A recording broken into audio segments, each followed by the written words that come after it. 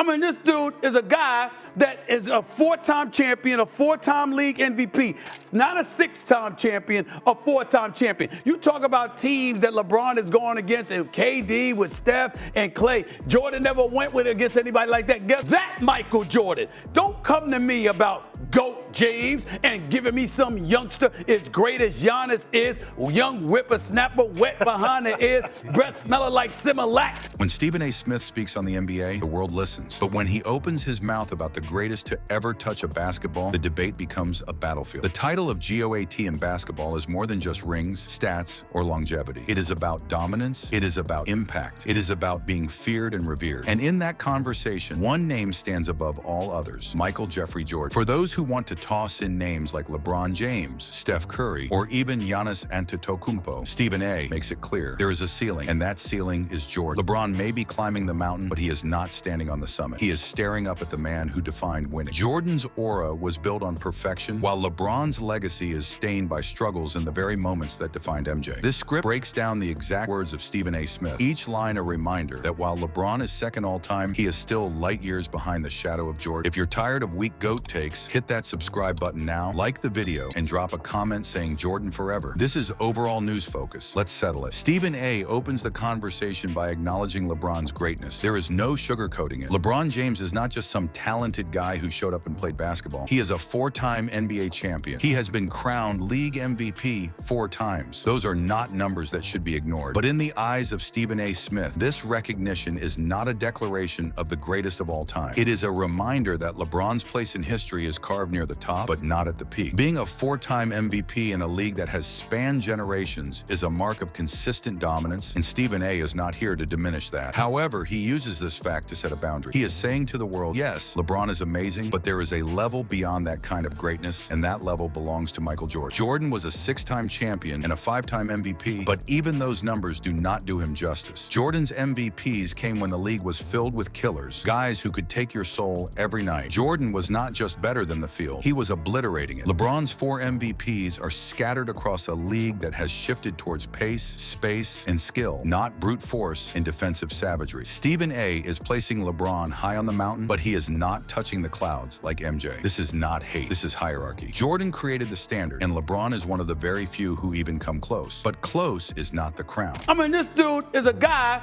that is a 4-time champion, a 4-time league MVP. When Stephen A. says that people are losing their minds over him, ranking LeBron James as the second greatest player in the history of basketball, it reveals the emotional distortion that clouds this debate. He is not downplaying LeBron. He is exalting him to a place where only one other human resides. Yet somehow that is seen as disrespect. That tells you everything about the entitlement surrounding LeBron's legacy. Stephen A. is standing firm, stating clearly that having LeBron number 2 all-time is not an insult. It is high praise. But what it also does is shine a light on how unreachable Jordan's impact was. Jordan did not just win, he conquered. He turned grown men into spectators on the floor. Stephen A. is saying, look at what LeBron has accomplished and look where I placed him. Right under the GOAT, that should be a badge of honor, not an attack. But because LeBron fans demand the throne without the scars, they feel slighted. Jordan earned everything. He built a legacy on dominance, not narrative. Stephen A. is exposing how defensive LeBron's circle becomes at the mere suggestion that someone could still be above him. But Jordan is not just above him, he is untouched. He is unchallenged. And anyone who calls LeBron number 1 is not dealing in truth. They are dealing in fantasy. Being number 2 behind Michael Jordan is like being second to God. It is not shameful, it is sacred, but only if you are willing to accept reality. It's so insulting. I mean, LeBron could hardly look at me, and Rich Paul and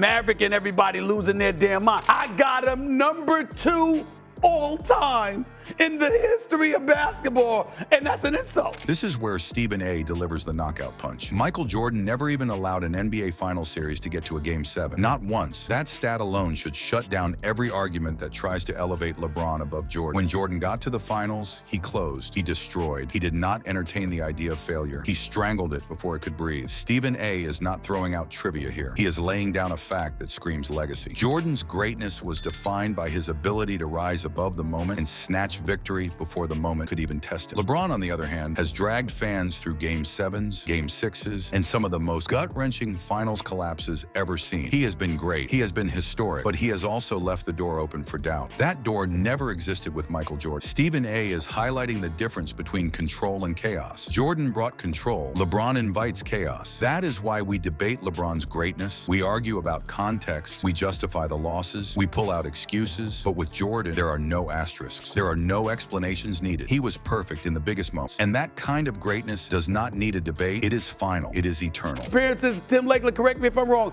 Jordan never even allowed the series to get to a Game 7.